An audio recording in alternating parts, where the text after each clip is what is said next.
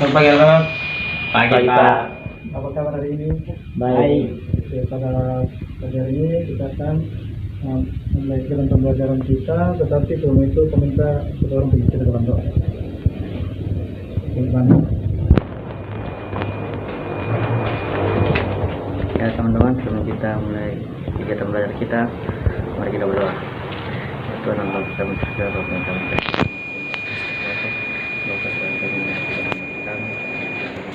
dapat menjadi penyelamat dan kami. Terima kasih buat Bang yang sudah memimpin dalam doa. Nah, hari ini kita sudah masuk di materi baru. Yang sebelumnya sistem reproduksi pada manusia, hari ini kita masuk di sistem sirkulasi pada manusia atau yang dikenal juga dengan sistem peredaran darah. Nah, sebelum itu kita masuk dalam kegiatan pembelajaran, kita mengetahui dulu kompetensi dasar apa yang harus kita pelajari. Nah, kompetensi dasarnya itu menganalisis hubungan antara struktur jaringan penyusun organ pada sistem sirkulasi dan mengkaitkannya dengan bioprosesnya sehingga dapat menjelaskan mekanisme peredaran darah. Nah, setelah kita mengetahui kompetensi dasar ini, kita juga harus mengetahui tujuan pembelajaran kita. Nah, tujuannya itu dengan menggunakan pendekatan saintifik dan juga model pembelajaran artikulasi dan metode ceramah dan tanya jawab, diharapkan peserta didik mampu menganalisis hubungan antara struktur jaringan penyusun organ pada sistem sirkulasi dan mengkaitkannya dengan bioprosesnya sehingga dapat menjelaskan mekanisme peredaran darah dengan jujur, tepat, secara kolaboratif, kreatif, dan santun. Nah, kita masuk ke dalam materinya. Nah, mau tanya siapa yang tahu sistem peredaran darah? Pengertiannya, mungkin ada yang pernah dengar, mungkin sebelum kita masuk ini mungkin ada yang pernah dengar tentang peredaran darah pada manusia. Mungkin ada yang menjawab atau tidak? Maka tidak ada, berarti pada saya sistem peredaran darah itu sering disebut juga dengan sistem peredaran darah kardiovaskuler. Nah, itu di situ fungsi utama jantung itu untuk memompa darah ke seluruh tubuh untuk kelangsungan hidup kita dan juga memberi nutrisi dan oksigen juga terhadap jantung. Nah, kita masuk ke dalam sistem peredaran darahnya. Nah, sistem peredaran darah pada manusia itu juga biasa dikenal juga dengan sistem peredaran darah tertutup. Nah, itu di mana itu sistem peredaran itu dia darahnya itu mengalir dalam pembuluh darah, bukan di luar. Kan kalau darah itu mengalir dalam pembuluh darah itu sehingga disebut dengan sistem peredaran darah tertutup kalau pada manusia punya. Dan juga sering disebut juga dengan sistem peredaran darah ganda. Nah, kenapa disebut dengan peredaran darah ganda? Itu dikarenakan pada peredaran darah pada manusia itu dia melewati jantung sampai 2 kali sehingga itu disebut dengan sistem peredaran darah ganda. Sudah kau? Sudah mengerti? Atau terlalu cepat? Kalau terlalu cepat langsung pelan-pelan. Siap, Pas. Oke. Nah, kita akan masuk yang pertama, sistem peredaran darah besar. Pertama itu peredaran darah besar.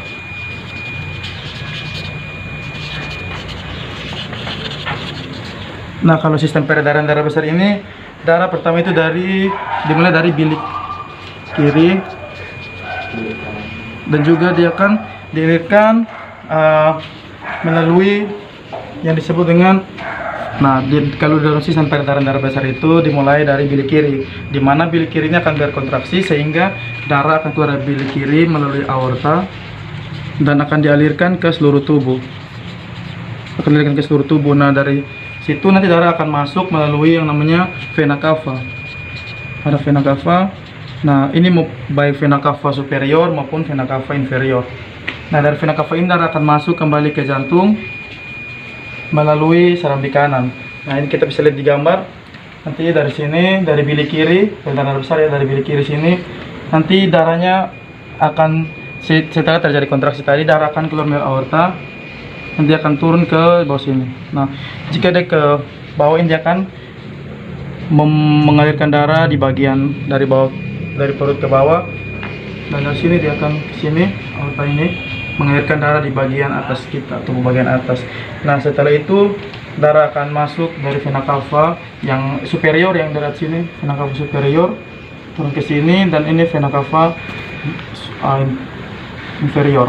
Dia akan masuk ke dalam jantung melalui tadi serambi kanan. Nah, kenapa dia disebut sistem peredaran darah besar? Itu dikarenakan darah itu tadi dialirkan ke seluruh tubuh, sehingga dia disebut sistem peredaran darah besar. Dan di sistem peredaran darah besar ini juga darah ini mengandung oksigen sehingga untuk kelangsungan dari hidup kita. Yang berikut nanti ada juga sistem peredaran darah kecil.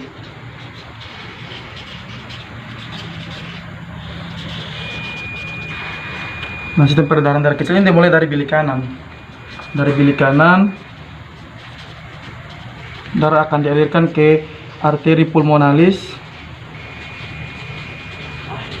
Setelah itu akan dialirkan ke paru-paru. Darah akan dialirkan ke paru-paru. Dari paru-paru, darah akan dialirkan ke yang namanya vena pulmonalis. Dan akan masuk ke jantung melalui serambi kiri. Nah, dari sini dia akan masuk melalui bilik kanan. Di sini bilik kanan darah akan pergi ke sini. Di sini ada kapilernya paru-paru, di sini ada kiri dan kanan di sini. Nanti dari sini dia akan kembali melalui vena dan dia akan masuk ke serambi bagian kiri. Nah, pada sistem peredaran darah kecil ini juga mengandung oksigen yang tinggi dikarenakan pada sistem peredaran darah kecil ini telah terjadi pertukaran gas di dalam paru-paru. Nah, yang berikut kita akan masuk ke dalam sirkulasi portal. Nah, sirkulasi portal itu apa? Sirkulasi portal itu dia itu mengangkut darah dari dalam sistem pencernaan dan dialirkan ke hati dan dialirkan lagi ke jantung melalui serambi kanan. Nah, itu tujuannya untuk menetralkan racun. Ketika terjadi apa-apa dengan tubuh kita, dia pergi di hati untuk menetralkan sehingga apa yang dialirkan ke tubuh itu tidak mengandung racun. Nah, itu dia mulai dari kita akan masuk ke dalam sirkulasi portal, di mana darah akan melalui saluran pencernaan seperti usus, lambung, dan juga kelenjar pencernaan seperti pankreas dan limpa. Nah, darah ini akan dialirkan ke yang namanya vena porta hepatica.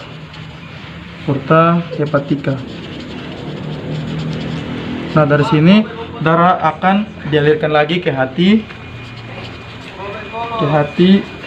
dan berikut darah ini akan di dalam hati itu ada bercabang-cabang yang disebut dengan kapiler sini, kapiler. Nah, di sini nanti darah akan bersatu dengan yang namanya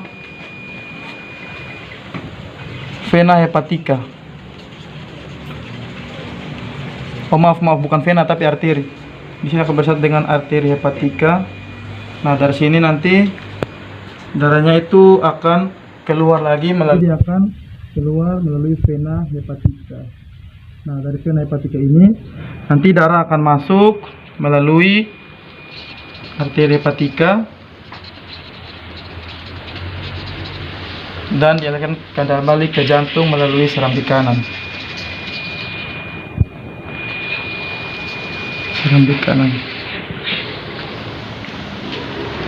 Yang berikut kita akan masuk lagi ke dalam sirkulasi koroner.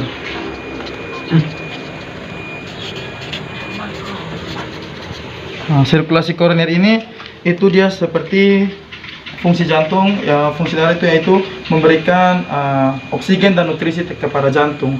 Nah, di sini sirkulasi koroner ini dimulai dari, kemudian di sini nanti darah dari aorta akan masuk ke dalam serambi koroner bagian kiri dan bagian kanan. Nah, di sini dari sini dia akan membentuk cabang lagi, cabang-cabang, dan dia membentuk cabang-cabang di sini untuk jadi serambi kanan ini, koroner bagian kanan, dia akan memberi nutrisi terhadap jantung bagian kanan. Sebaliknya, yang bagian kiri tadi dia akan memberikan nutrisi terhadap jantung bagian kiri. Dan di sini yang cabang-cabang ini dia akan mengelilingi jantung.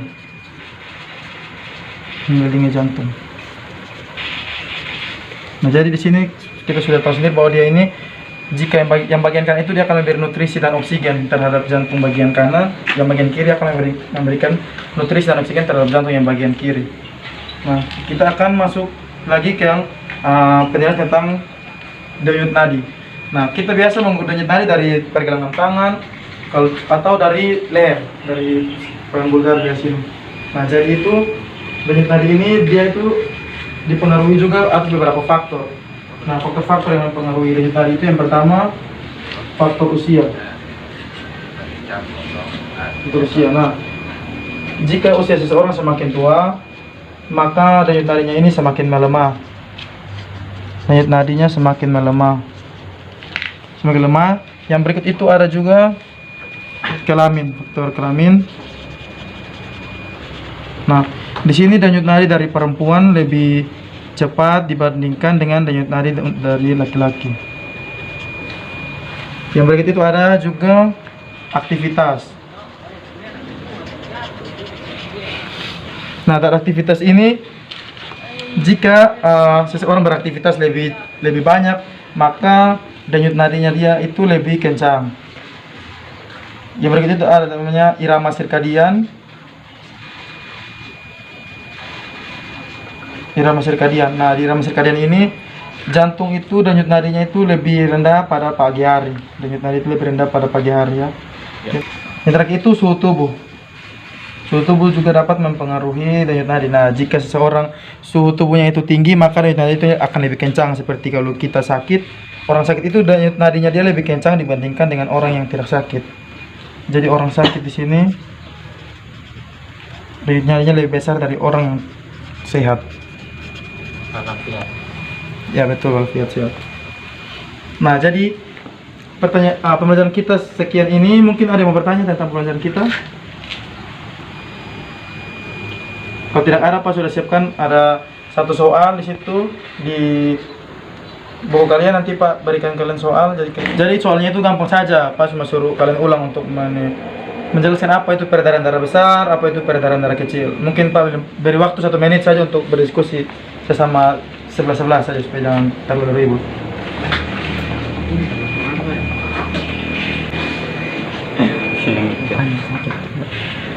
Jangan ribut ya supaya diskusi. Nanti teman yang lain terganggu. Mungkin sudah kan tadi Pak sudah jelaskan, mungkin ada yang sudah? Mungkin tidak. Oh, sudah. Ya, mungkin satu mewakili saja. Oke, Banus. Peredaran besar dimulai bilik kiri berkontraksi, darah keluar dari aorta, dialirkan ke seluruh tubuh dan akan masuk melalui vena cava balik baik superior maupun inferior, kemudian masuk ke jantung melalui serambi kanan, kemudian peredaran darah kecil dimulai bilik kanan melalui arteri pulmonalis, kemudian ke paru-paru dan dialirkan ke vena pulmonalis dan dialirkan ke jantung melalui serambi kiri. Oke, baik, terima kasih atas jawaban yang diberikan oleh Banus. Tepuk tangan dulu. Baik, terima kasih Banus, silakan dulu kembali. Oke, jadi hari ini kita sudah belajar mengenai sistem sirkulasi pada manusia atau yang dikenal juga sistem peredaran darah pada manusia tadi. Nah, kita sudah belajar tentang sistem peredaran darah besar, sistem peredaran darah kecil. Nah, kalau darah besar itu dia dari bilik kiri, dia itu nanti berkontraksi dan juga akan keluar dari aorta ya. Nanti dia akan dialirkan ke seluruh tubuh. Nah, nanti dia akan masuk ke vena cava. Nah, vena cava itu ada superior. Superior itu dia yang ini di bagian atas, mengalirkan darah ke agak atas. Dari sini ke atas itu dari vena cava superior. Nah, kalau inferior itu di bawah, dari bagian bawah itu ke yang inferior, terus ke jantung lagi melalui serambi kanan. Nah, kalau peredaran darah kecil itu dari bilik kanan, seperti itu juga arteri pulmonalis, dia ke paru-paru, kemudian ke vena lagi, vena pulmonalis, lalu ke serambi kiri, masuk ke jantung melalui serambi kiri tadi. Ini tadi yang sirkulasi total tadi itu untuk menjaga racun gitu, begitu agar kita tidak keracunan, karena dia akan dinetralkan di hati dulu sebelum dialirkan ke seluruh tubuh. Ada juga sirkulasi koroner ini untuk. Terus tadi ada faktor-faktor yang mempengaruhi denyut nadi, faktor usia, faktor kelamin, faktor aktivitas, irama sirkadian, dan juga suhu tubuh tadi. Nah, mungkin sekian pelajaran kita pada hari ini. Tadi Pak sudah berikan kalian juga soal, kalian sudah jawab dengan baik. Jadi sebelum kita mengakhiri kegiatan pembelajaran kita, apakah semua hadir hari ini? Hadir, Pak. Oke, Pak sengaja absen di akhir supaya jangan ada yang bolos-bolos, karena biasa habis absen nanti sudah hilang, tidak masuk lagi, jadi begitu ya. Oke, semangat jadi baik. Tadi kita sudah awali pelajaran kita hari ini dengan doa, maka kita akan akhiri juga dengan doa. Jadi kami satu orang berdoa. Ya teman-teman, sebelum kita akhiri pelajaran ini, mari kita melakukan doa. Tuhan Bapa kami surga, Bapa kami kasih kami Yesus Kristus, Bapa terima kasih kami dan kalau kami belajar pertengahan yang berakhir dengan baik Bapa. Doakan kami hari ini. Oke, terima kasih untuk Banus. Pelajaran kita sampai hari ini. Selamat pagi. Terima kasih.